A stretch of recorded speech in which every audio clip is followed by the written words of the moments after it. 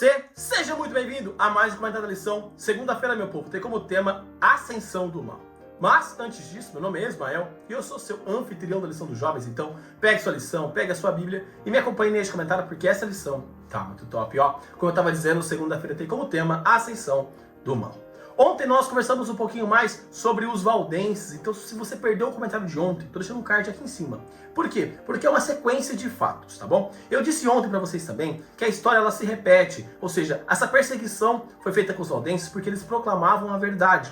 E quando nós olhamos para a história, nós vamos ver diversas vezes essa perseguição ocorrendo e o porquê que essa perseguição ocorre. Quando nós fazemos uma comparação sobre a besta de Apocalipse, nós vemos ali o homem do pecado da segunda carta de Paulo aos Tessalonicenses, e nós olhamos para Daniel capítulo 7 sobre o chifre pequeno, nós vamos ver algumas semelhanças, algumas características deste poder. O interessante é que nesses três textos, tem uma citação sobre um período onde este poder teria uma força, teria uma autoridade sobre os santos, sobre os salvos. E, por exemplo, vai citar lá em Daniel as 70 semanas, e Apocalipse 13 vai citar sobre os 42 meses. E quando nós fazemos essa conta, 70 semanas equivale a 42 meses, que equivalem a 1.260 dias. E fazendo aquela comparação que eu já expliquei para vocês, onde um dia equivale a um ano, quando nós olhamos, por exemplo, para Números 14:34 ou Ezequiel 4:6, nós vamos ver que um dia equivale a um ano, ou seja, 1.260 dias equivalem a 1.260 anos. Então, 70 semanas equivale a 42 meses, que equivale a 1.260 dias, que equivale, na verdade, a 1.260 anos. Tá bom, Ismael, mas o que tem a ver esse 1.260 anos? Entendi, foi nada. Então calma, que eu vou te ajudar a entender melhor. Quando nós olhamos para a história do cristianismo, nós vamos ver que ali um principal marco foi Constantino. Constantino, ele foi um imperador romano que deu uma certa autoridade para o cristianismo. Ele, de uma certa forma, terminou com essa perseguição sobre o cristianismo. O interessante é que no ano 330, ele era imperador de Roma e ele tira esse poder de Roma e ele passa para a cidade de Bizâncio. Então fica uma vacância de poder ali em Roma, fica ali faltando, fica manco o império, por assim dizer. E ali começa a se surgir um bispo que começa a organizar e preencher esse espaço que foi deixado por ali. Quando nós vamos para 538, o imperador Justiniano, ele concede oficialmente o poder para esse bispo, para ele agir como um defensor da fé. Então ali ele tem um poder político e religioso. Então nesse período é contado os 1.260 dias. É quando esse poder político e religioso cria o poder, tem força.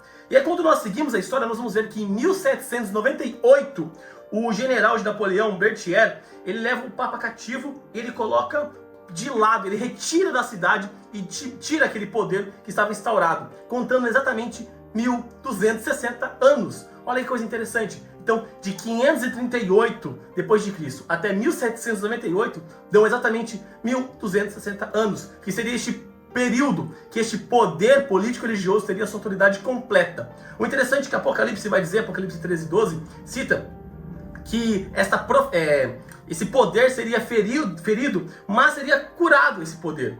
E aí quando nós olhamos, nós vemos o quê? Que na verdade esse poder ele é retirado, mas ele volta. Não com a mesma força que ele já teve um dia, onde ele tinha o poder de fazer perseguições, mas essa ferida ela está se arrumando e chegará um momento onde essa besta terá novamente o poder de controlar, de falar, de ordenar a perseguição mais uma vez, assim como ela fez lá atrás. O interessante, por que Paulo vai citar isso lá na segunda carta a Tessalonicenses? Porque esse poder, ele já estava dando alguns sinais na época de Paulo, que esse poder poderia surgir, e ele sabia que na história da igreja teria essa organização, teria esse ponto. Eu recomendo bastante que você leia a segunda carta de Paulo a Tessalonicenses, capítulo 2. Por quê? Você vai entender melhor esse contexto do que eu estou explicando.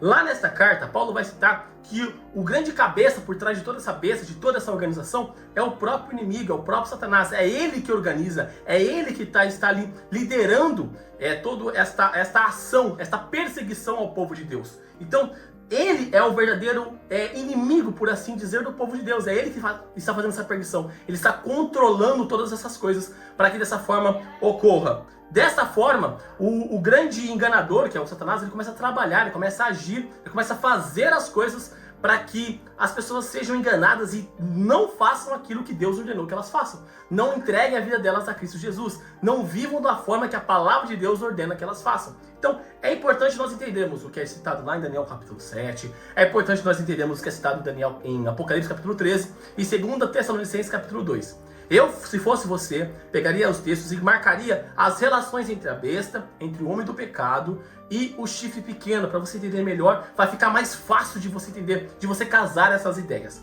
Faça essa tarefinha, vai ajudar bastante você a entender mais sobre esse caminho. Por quê? Nós não temos tempo hábil aqui nesse vídeo de eu parar, de explicar todas as minúcias de cada capítulo com você. Então, eu faço o que eu consigo fazer para te ajudar, mas depende de uma parte de você entender, de você analisar o texto, de você sentar, de você estudar. Afinal de contas, se nós vivemos pela fé e nós temos a Bíblia como regra de fé, nós precisamos ter um tempo de estudo com ela. Então, por isso que eu reforço lá no comecinho que eu falei para vocês. Lembra que nós precisamos sentar e ler a Bíblia? Aqui é um ponto de você sentar e ler a Bíblia. Leia lá Apocalipse capítulo 13, Daniel capítulo 7, 2 Tessalonicenses capítulo 2, que vai te ajudar a entender melhor sobre o homem do pecado, sobre o chifre pequeno e sobre a besta. Tanto a besta que foi ferida, quanto a besta que voltaria a ter poder. Maravilha? E neste momento eu convido você a fechar os seus olhos e orar comigo. Querido amado Deus, obrigado, Pai, por mais um dia. Obrigado, Pai, pela oportunidade que o Senhor nos dá de estarmos vivos, Pai, e de estarmos na sua santa presença. Pai, neste momento, entendemos um pouquinho mais sobre como a tua profecia, ela se cumpre, Pai, como ela já se cumpriu